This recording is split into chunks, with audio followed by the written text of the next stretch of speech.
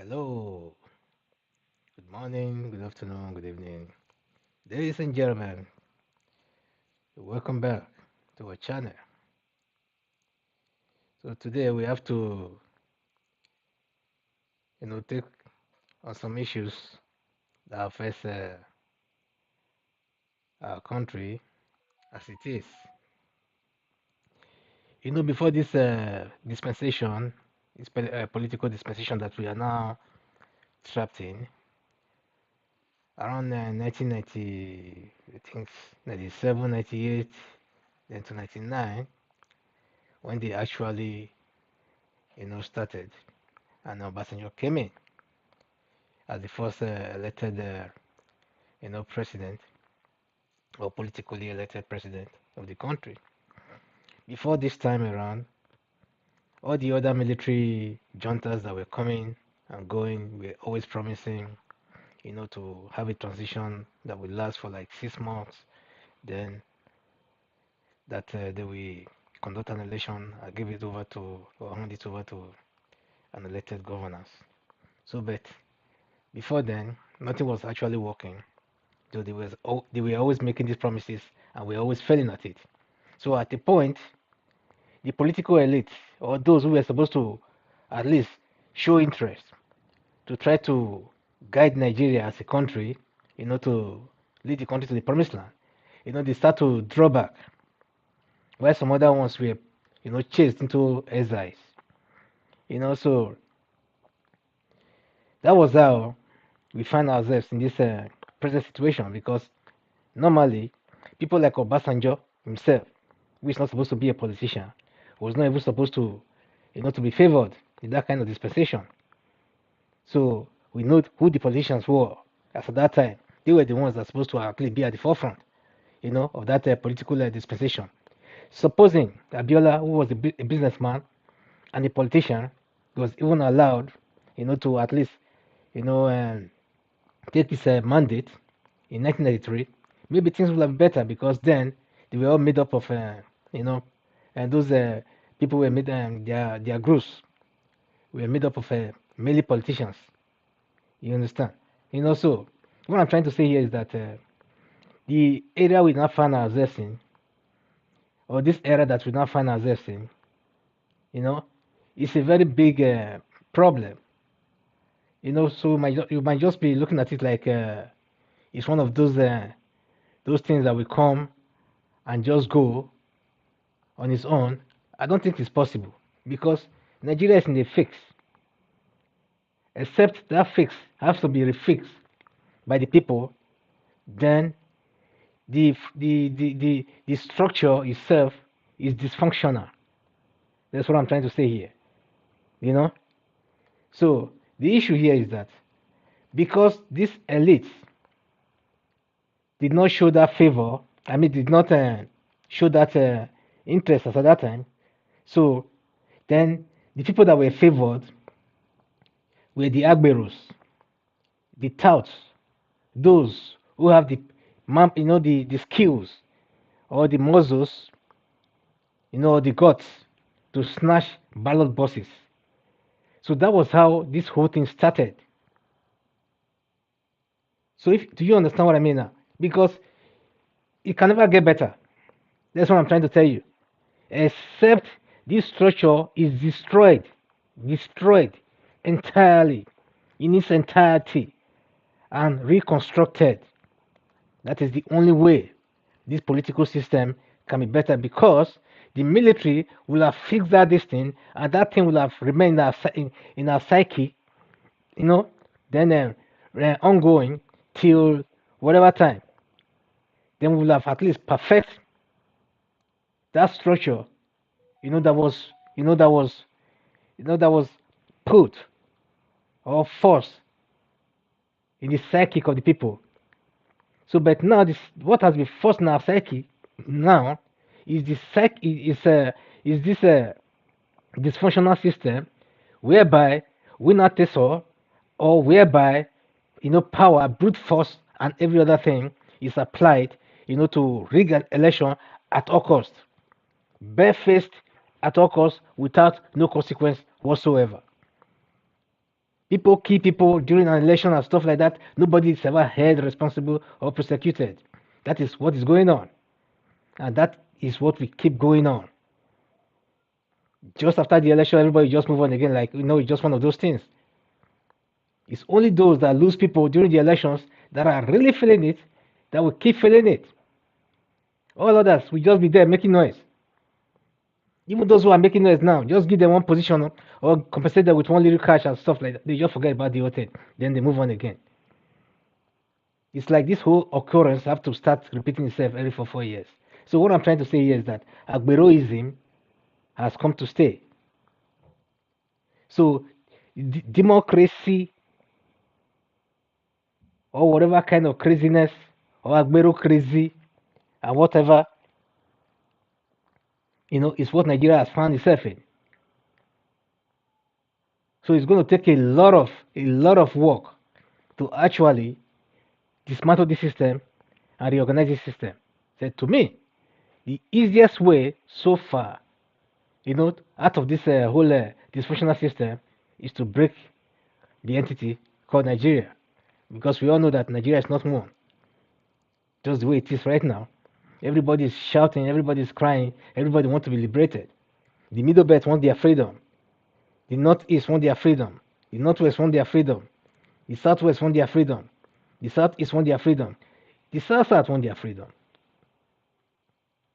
They want to leave the system. Nobody is actually comfortable in this system. Those who are a little bit comfortable are comfortable because of what they are getting from the system right now, the rotten system.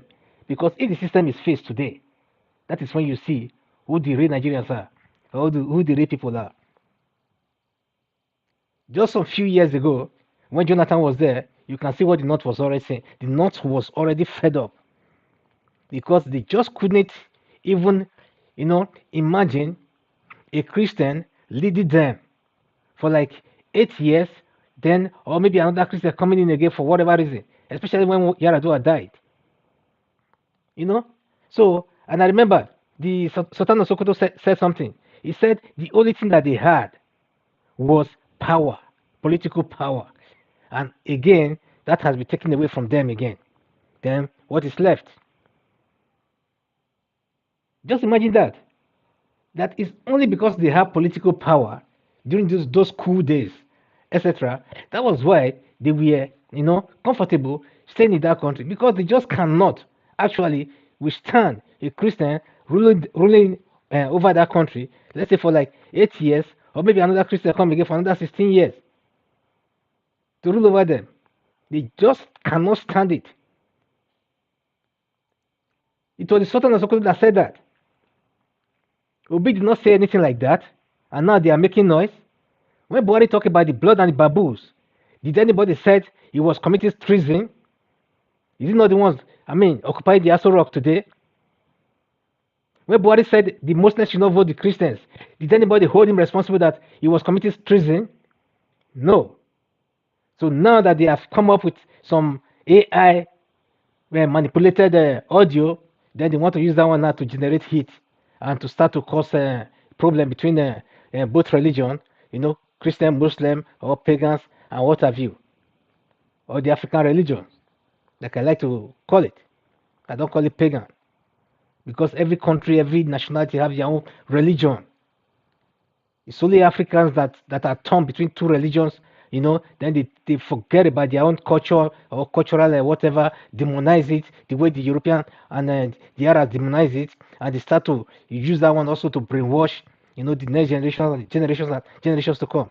Practice whatever you want to practice, but don't demonize your own culture and tradition because a stranger came and said so, because it was not in their favor. So what I'm trying to say here is that a functional political system that favors all is one that promotes equal representation, protects the rights and freedoms of all individuals, and strive for the well-being of the entire population. This kind of political system should be based on the principles of democracy, justice, equality, and fairness. Do you see that in Nigeria today? If you do, let me know. I don't know what part of Nigeria you live. You know? So this is the problem. So Nigeria or Africa in general, they are still sleeping while others have moved on. And we are still hoping and praying that God comes from heaven to come and fix things for us, to fix our roads, fix our common problem, fix our headache, fix our, our tongue close, fix our hair, fix our mind and our senses and our ways of thinking. You are made by a man that is made by God, just the way God made you. Eh? A man like you to try to reduce you from being human into being an animal, or for being free into being a slave, and yet you still don't want to learn. When will you learn? He said it's too late to cry when the head is off. Is it when your head is off that you will learn, or that you start to cry? Why won't you just stand up for your right now, fight for that right once and for all, and be free? Once and for all, free, totally free. Now the Europeans has come, they've done their own bit to try to dehumanize the black race. Now they are giving it over to their tools, to their men, or to their, to their male servants, I will say. So these people now are the tools that they are using now to dehumanize their own people, or to reduce their own people and make them into the male objects. That's the way that is just the way it is now, because even some oppositions can't even raise their heads in their own country again, because one man has been in power for quite some time, so intoxicated with power that he thinks himself a god. And you and I know that that man also have blood in his vein. That is not God. So why shy away from all these things? Why keep all these problems for God to come and tackle for you? Things that you can tackle yourself, tackle it, take care of it, and fix it. What I'm trying to say is here that we need a system that is functional, a functional system that will work for everyone. In such a system, everyone should have an equal opportunity to participate in the political space or process, regardless of their socio-economic status, race, ethnicity, religion, gender, or whatsoever, or other personal characteristics. The system should provide equal access to education, healthcare, and other basic services, and should work to eliminate discrimination and inequality in all forms. Did you hear that? In all forms. That is what most people enjoy, whether in UK, in Europe, let me just say in Europe, or in America, or in other parts of the climate or of the world. That makes the African politicians to run every little thing, they run to these areas. Why? You want to tell me that with $1 billion, for example, just one ordinary $1 billion, that you cannot fix the electricity problem in Nigeria? If you tell me that, if you said it's not possible, then that person must be a fool. Do you know what $1 billion can do? You don't have to pay cash even to get those things done.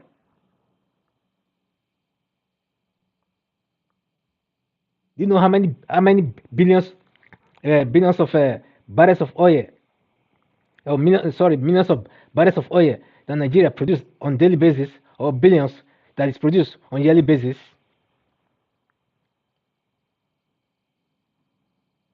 So with only 1 day drilling, you can get things done. If really you are determined to do that. The same thing applies to healthcare and every other system, or every other thing that you have to fix. And actually, you don't actually need cash to do most of these things these days. All you have to do, have a good client, a good system that works, then you see the companies coming with their own cash and start to do things. It's as simple as that. And some of these things are pay after service. That's not these companies coming. They want to make profit. Your job is to tax them. So you don't necessarily have to invest the money of the state for electricity, for healthcare, and what have you. Depends on the kind of system you want to practice. So take a functional system that works or that suits your environment. You'll be surprised how everybody will be so comfortable doing things and take things for granted. Take energy for granted, take healthcare for granted, take good roads for granted, take everything for granted. Clean water, clean seaway, waterways, everything for granted, fresh air. Everything will be taken for granted, just like that. But now the Agberos have taken over the political space of Nigeria. It's from one Agbero to another Agbero to another Agberos. That is the way it's going to be if the system is not changed. The same Agbero who never had the guts or who never had the drive 30 years ago to even dream about, being a portfolio carrier for a politician. All of a sudden, they found themselves in the position of authority. So now, what do you expect them to do? Do you think they will just give up that power just like that, without any fight? They have nothing to lose. They will fight to the end. So you too, throw away your suit, your tie, and get ready to get tough. Because of these Agberos, that is why you see graduates roaming the streets all over Nigeria without a job. Even in fact, the Agberos are now recruiting even the graduates, to work for them as drivers and as cook, as gardeners. Oh man, this is not funny at all. To some people, it might be, but to me, it's not.